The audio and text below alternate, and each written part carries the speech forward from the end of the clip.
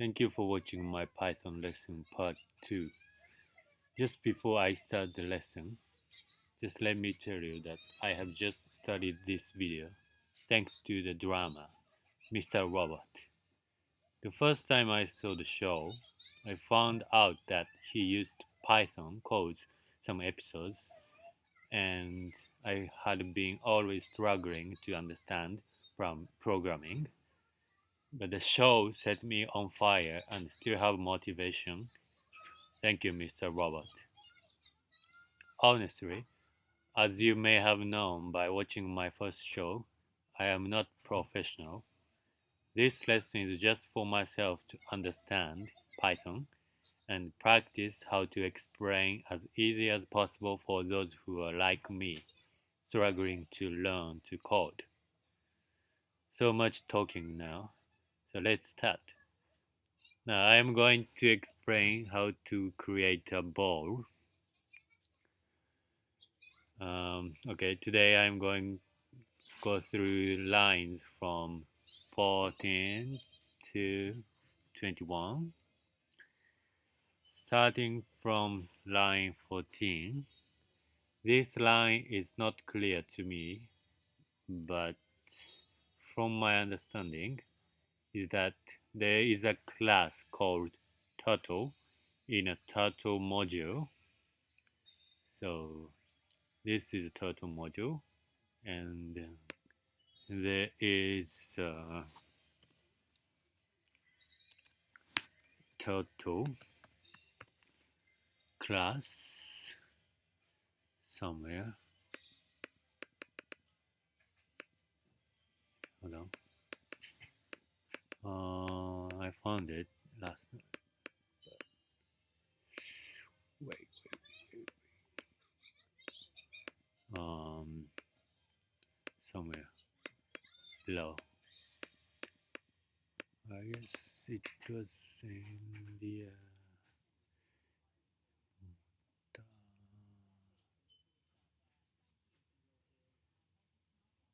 almost the end.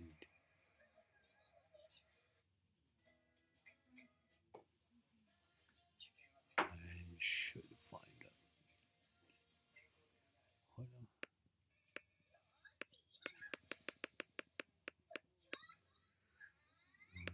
Mm,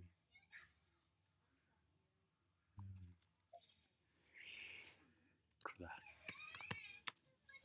Yeah, this one, I think. Is the class turtle. So, um, where was I?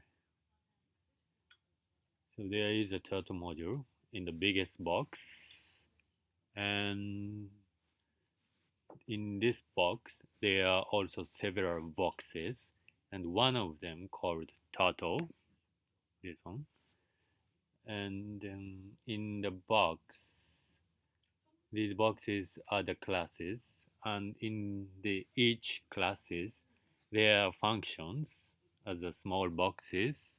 So in the class turtle there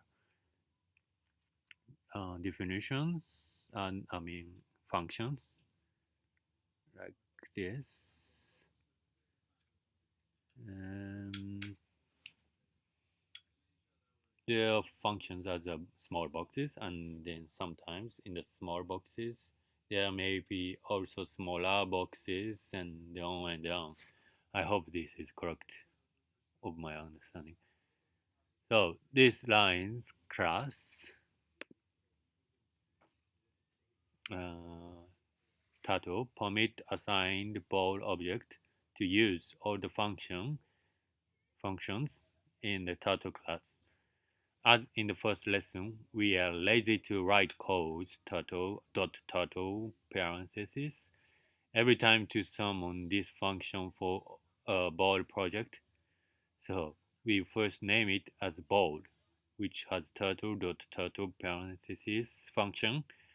Then the rest of the code for this ball is easier to read and write. That is what it means, I think. So move on to line 15. This is the speed of animation of the ball as it is said on the book, but to be honest, I have no idea what it does, but you may see if you insert animation here, and I will try it in the future anyhow. Move on to next line 16. The next line 16, it was really easy to understand when I read the book. It is just as it is written on the line to shape the object, and in the parentheses saying circle, it does not mean the code name it as circle, but in the turtle library there is this shape function. Let me show you the shape function. Shape.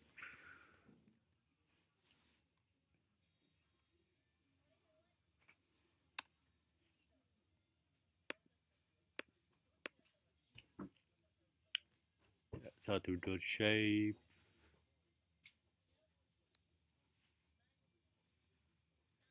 and in the shape function,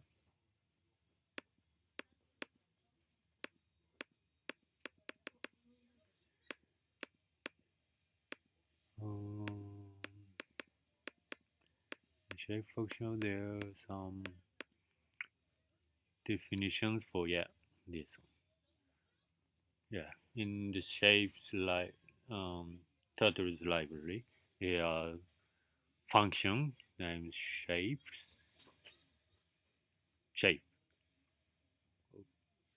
yeah, shapes, no shape, yeah. So where was it? And inside of this function, there are things to make shapes like circle, square, arrow, triangle, classic, and so on. As you can see here, arrow, turtle, circle, square, triangle, classic, blank, that made by default. So you can see these shape selections by looking at line 967 in the Turtle Python file or module, if you like to call it. If it is wrong, it would be great if you could fix me about this. I think they quoted from these um, shapes. This function, shape function, is quoted from this function, from the shapes. Okay, move on to next line 17. It is almost the same as the lesson first, BG color. The difference is that this is like for objects and BG color for screen. How to set a parameter is the same as the BG color, so RGB is used. Next line 18, ball.paintup, parentheses. The how this works is nearly gibberish to me, but without this function, I experimented that result was like the ball draws line behind it, so it will like backward walking ball, pissing at the same time to leave a trace. I will show you what it means, so I will delete the this function and I'll show it to you how does it work. See? It draws a line like a piecing itself and leaving a trace. But if you add this function, the ball will not leave a trace as it goes. Oh, very clear. Stop this one. I hope you understand this one. So ball was leaving its trace behind it. It is funny. It's like drawing a picture on a canvas. The thing I do not understand yet is that it's in an empty parenthesis. I do not know why there is no value in it, so I input a number like 8. It showed me an error message, so it should be empty That is my current understanding.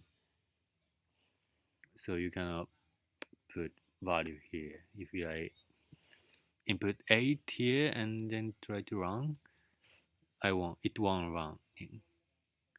Right. There's kind of this message. So it should be empty. So move on to line 19. Set pos stands for set position, I think. So basically it sets position of the object, in this case, above object. In parentheses, there are two values you can see. The first value is for x position. The first line value 0 for x position. So if you enter 500, the first time the ball will appear on the right side but bit left of the red paddle. The second value is for y position. If you set the value to 300, the ball will come from the top of the screen.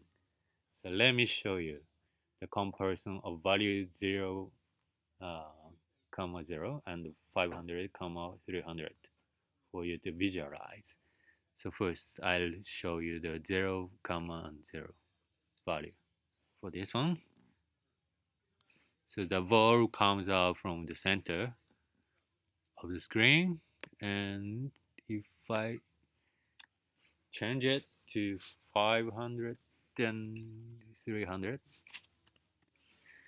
and run, the ball comes up from the right top of this, just up from the uh, white puddle right here.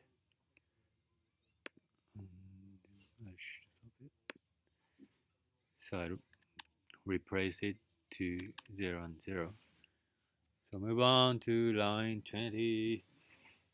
With line 19 and 20, they are like, from my understanding, they will give the object gravity or something. So for example, if you give value 9 to dx, the ball moves very fast horizontally towards the right direction.